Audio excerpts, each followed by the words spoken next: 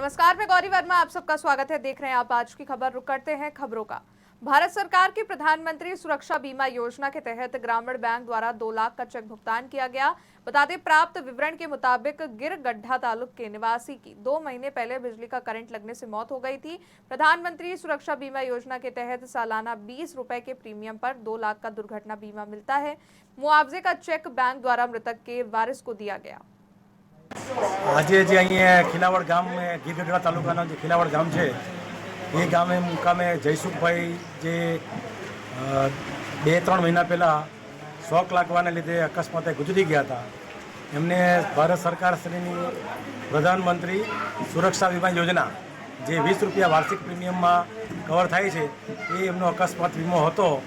એમના અકસ્માતના વળતર રૂપે જે 2 લાખ રૂપિયાનું એમને ચેક વિતરણ કર્યું. એના અનુરૂપે એમના પરિવારને એમના ગામે આવીને અમે ગામના ગ્રામજનોની હાજરીમાં આ ચેકનું વિતરણ કરેલું છે.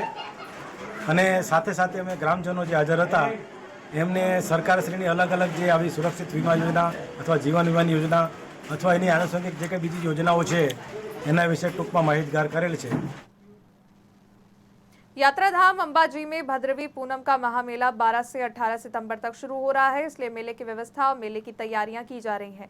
कलेक्टर मिहिर पटेल ने मेले की सुचारू व्यवस्था की अध्यक्षता करेंगे। उन्होंने बताया कि बनासकांठा पुलिस लोगों को बेहतर सुरक्षा प्रदान करने के लिए प्रतिबद्ध है। साथ ही मेले की सुरक्षा में 5000 से ज्यादा पुलिसकर्मी तैनात होंगे और 350 से ज्यादा कैमरे से पूरे मेले की निगरानी की जाएगी। शक्ति અને આસ્થાનું કેન્દ્ર એટલે કે માં અંબાનું આ પવિત્ર યાત્રાધામ એટલે કે અંબાજી દર વર્ષે એની જેમ આ વર્ષે બી ભાદરવી પૂનમનો મહામેળોનું આયોજન તારીખ 12/9 થી 18/9 સુધી કરવામાં આવેલું છે.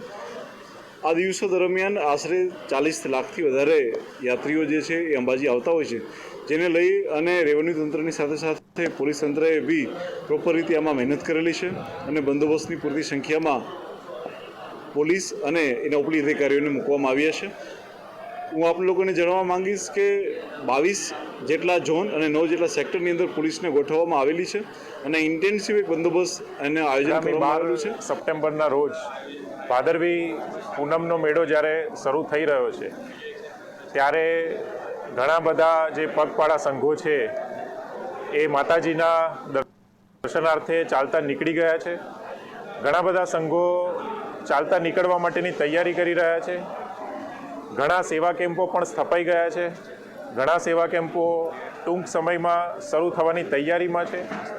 ત્યારે હું દેવસ્થાન ટ્રસ્ટ વતી અને જિલ્લા વહીવટી તંત્ર વતી સમગ્ર રાજ્ય, દેશ અને વિશ્વના ખૂણે ખૂણે રહેલા તમામ માઈ ભક્તોને આ જે ભાદરવી પૂનમના મેળામાં પધારવા માટેનું હાર્દિક નિમંત્રણ આપું છું. જિલ્લા વહીવટી તંત્ર બનાસકાંઠા વતી તથા પવિત્ર વિકાસધામ यात्रा बोर्ड तरफથી जिला पुलिस तंत्र।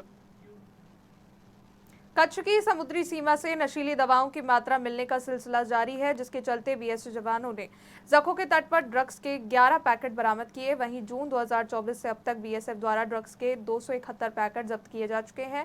आगे की कार्यवाही की जा रही है। फिलहाल के लिए बस इतना ही। देश दुनिया की बड़ी खबरों के लिए आप देखते रहिए आज की खबर।